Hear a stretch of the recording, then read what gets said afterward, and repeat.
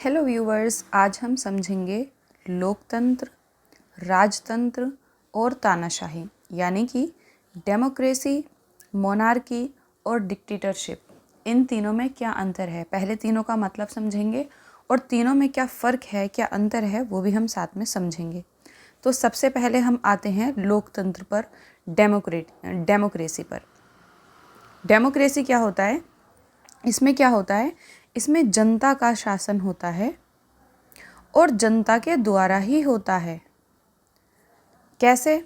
जैसे कि जनता शासन करती है, जनता एकदम खुद से शासन नहीं करती, जनता वोट डालती है। और वोट किसे डालती है? जो भी प्रतिनिधि वोट डलवाना चाहते हैं, मतलब नेता बनना चाहते हैं, शासन प्रशासन का काम संभालना चाहते हैं।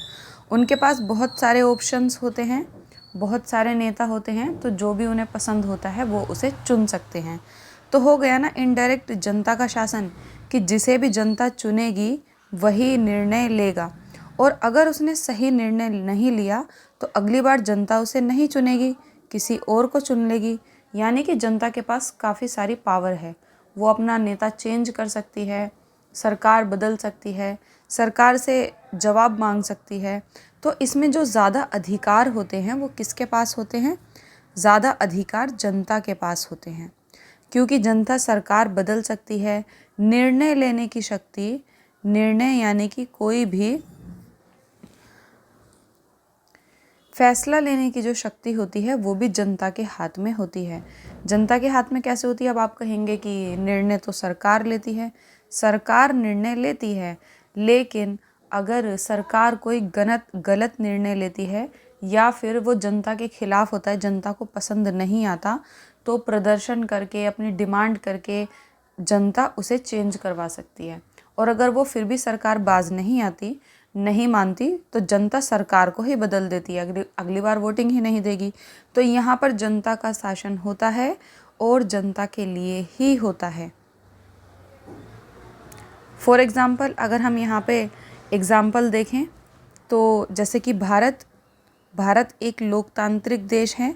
यहाँ पे जो सरकार है वो जनता के द्वारा चुनी जाती है। अमेरिका भी एक लोकतांत्रिक देश है, और फ्रांस, ये भी एक लोकतांत्रिक देश है, और बहुत सारे लोकतांत्रिक देश हैं, एक लंबी लिस्ट है, मैं सबके बारे में नहीं बताऊंगी अभी 3 देश एग्जाम्पल काफ़ी हैं।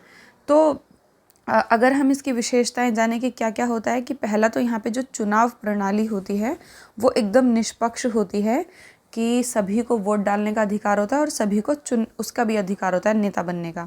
कोई ऐसा नहीं है कि जो योग्य होगा नेता बनने के वही बनेगा। यहाँ पे संविधान के अनुसार सब कुछ चलता है, पूरा जो देश का ढांचा होता है वो संविधान प्रणाली के अनुसार चलता है। एक ही संविधान के तहत सब काम करते हैं।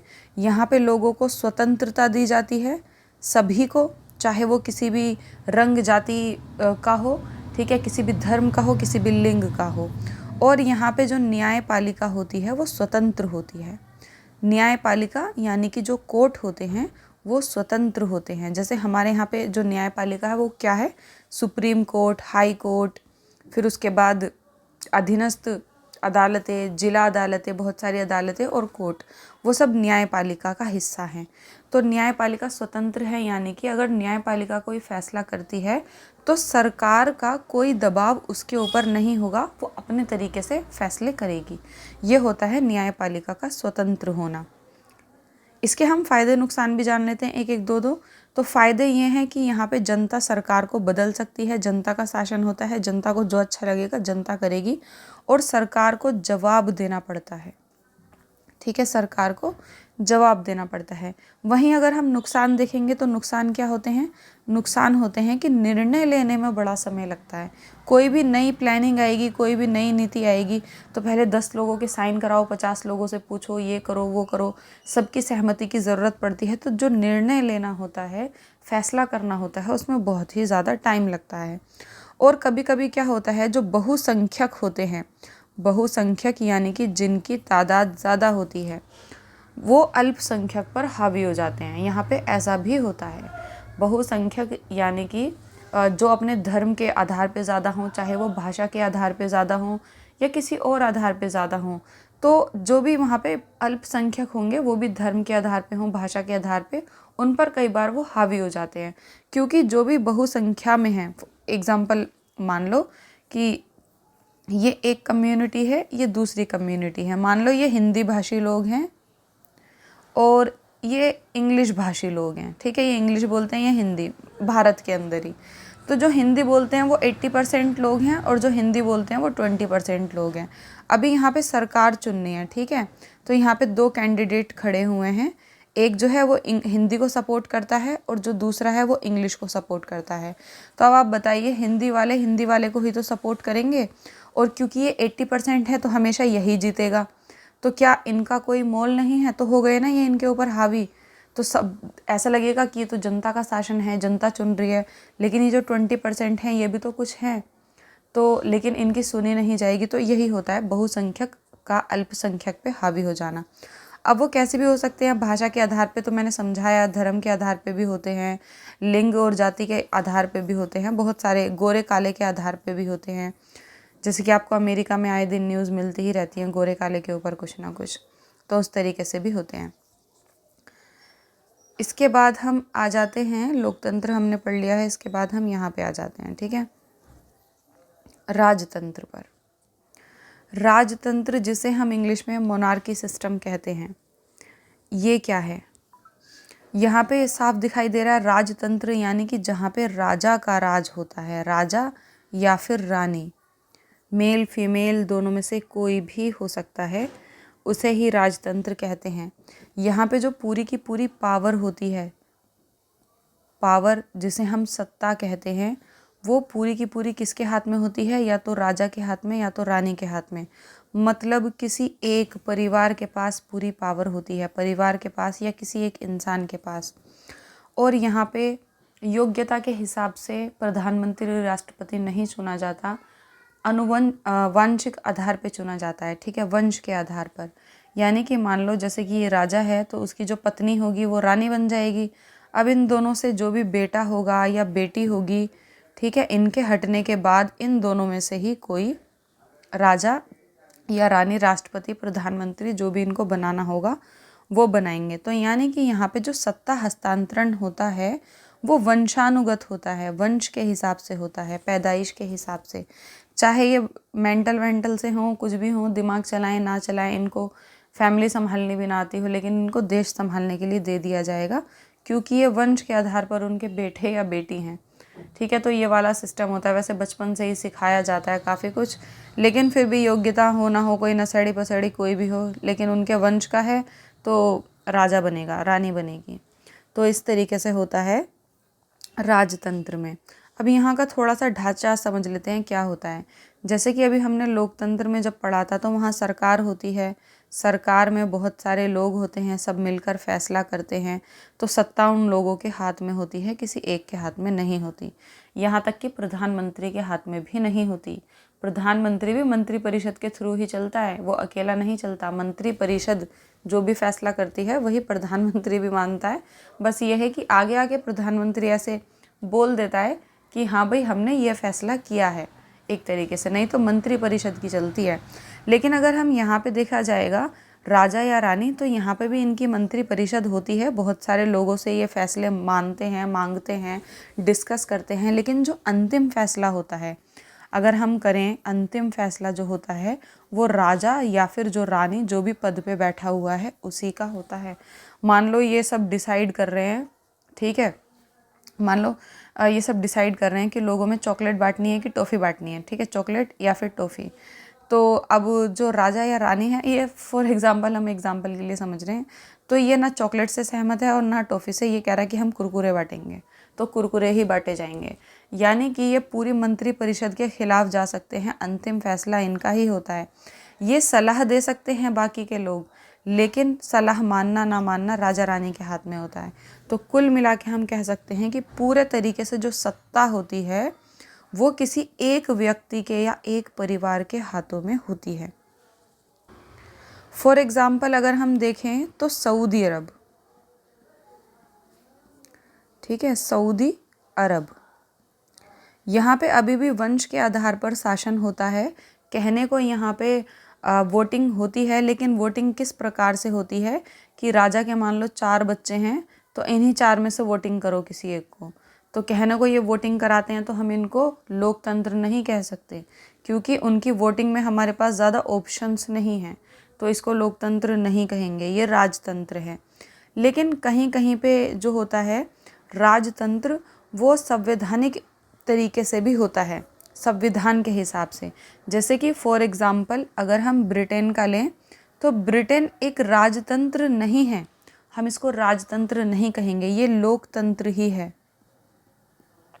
लेकिन वहाँ पे राजा या रानी अभी भी वंश के हिसाब से देश के प्रमुख होते हैं। ठीक है, देश के प्रमुख, जैसे हमारे यहाँ पे देश का प्रमुख राष्ट्रपति होता है ना, ऐसे ही वहाँ पे भी देश का प्रमुख राजा या रानी होता है। बट लेकिन इनके हाथ में सत्ता नहीं होती। सत्ता यानी कि पावर, पॉलिटिकल पावर, संवैधानिक पावर, इनके हाथ में पावर नहीं होती है। तो पावर किसके हाथ में होती है? पावर सरकार के हाथ में ही होती है, जिसे वोटिंग करके लोग चुनते हैं। तो हम ब्रिटेन को राजतंत्र नहीं कह सकते, क्योंकि यहाँ पे वोटिंग होती है और वोटिंग अच्छे प्रकार से होती है, सरकार चुनी जाती है और पूरी जो ताकत है, जो सत्ता है, वो उसी सरकार के हाथों में होती है। राजा या रानी नाम मात्र के लिए मोहर लगाने के लिए बैठते हैं, जैसे कि हमारे देश में राष्ट्रपति होता है। हमारे देश में जो सत्ता होती है वो किसके हाथ में होती है? प्रधानमंत्री और मंत्री परिषद के हाथ में। और राष्ट्रपति नाम मात्र का होता है मोहर लगाने के लिए। सेम वैसे ही ब्रिटेन में राजा या रानी होता है। अब हम पढ़ते हैं इसके राजतंत्र के फ़ायदे और नुकसान क्या हैं। तो इसके कुछ फ़ायदे भी हैं, जैसे कि फ़ायदे ये हैं, स्थिरता बनी रहती है। मतलब ये नहीं कि अब ये सरकार आएगी, अब वो सरकार आएगी। मान लो अभी कोई प्लानिंग की है, कोई नई नीति निकाली है, तो उस नीति को ये कंप्लीट करेंगे। लोकतंत्र में क्या होता है, अभी कोई नई नीति निकाली, अगली सरकार आई, वो इस नीति को ख़त्म कर देगी, अब अपनी खुद की नीति शुरू करेगी। तो ऐसे ना आगे पीछे चीज़ें होती रहती हैं, लेकिन यहाँ पे स्थिरता होती है। ठीक है। और जो पारंपरिक मूल्य होते हैं वो चेंज नहीं होते। पारंपरिक मूल्यों का संरक्षण रहता है, वो चेंज नहीं होते, क्योंकि एक ही परिवार सत्ता चलाता है, तो जैसे जो रहता है एज इट इज़ वैसे का वैसे ही रहता है, सब कुछ वैसे का वैसे ही रहता है। नुकसान क्या होते हैं? नुकसान ये होते हैं कि अगर राजा अक्षम ना हो, यानी कि वो सत्ता चलाने के काबिल ना हो, तो शासन प्रणाली कमज़ोर हो सकती है, उसको कुछ नहीं आता तो वो देश को बर्बाद कर सकता है। और यहाँ पे जो जनता की भागीदारी होती है वो सीमित होती है, यानी कि जनता की भागीदारी बहुत ही कम होती है। इसके बाद हम आते हैं तानाशाही यानी कि डिक्टेटरशिप पर। यहाँ पे क्या होता है, यहाँ पे जो सत्ता होती है, सत्ता यानी कि संवैधानिक पावर, वो किसके हाथ में होती है? किसी एक छोटे से समूह के हाथ में होती है। कोई एक छोटा सा संगठन जो काफ़ी मजबूत हो जाता है उसके हाथों में होती है, या फिर किसी एक व्यक्ति के हाथों में होती है। मतलब वो अपनी मर्ज़ी से जो चाहे करे, चाहे वो जनता को अच्छा लगे, ठीक है, या ना लगे, वो उसकी मर्ज़ी है, वो जो मर्ज़ी वो करे। तो सत्ता का केंद्र कोई एक ही होता है, वही सारे फैसले करता है, वही सारे निर्णय करता है। कोई वोटिंग वगैरह नहीं होती, और अगर वोटिंग होती भी है तो इस प्रकार से होती है कि वही जीते। ठीक है, वोटिंग इस प्रकार से कराई जाएगी कि वही जीते कुछ भी करके।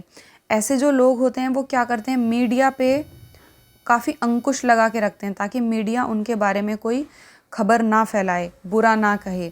भाषण पे और जो लोग प्रोटेस्ट करते हैं उस पर अंकुश लगा के रखते हैं, ताकि कोई भी उनके खिलाफ खड़ा ना हो सके। कुल मिला के हर चीज़ पर अपना नियंत्रण करना चाहते हैं, ताकि कोई भी उनके खिलाफ खड़ा ना हो सके। फॉर एग्ज़ाम्पल जर्मनी में हिटलर ने ऐसा किया था, उसने सब पे कब्जा कर लिया, वोटिंग राइट्स वगैरह इस तरीके से लोगों को दिए कि मतलब जो उसे चाहते नहीं थे उनको वोटिंग राइट्स ही नहीं दिए, जो हिटलर को पसंद करते थे उनको वोटिंग राइट्स दिए ताकि वो ही जीते।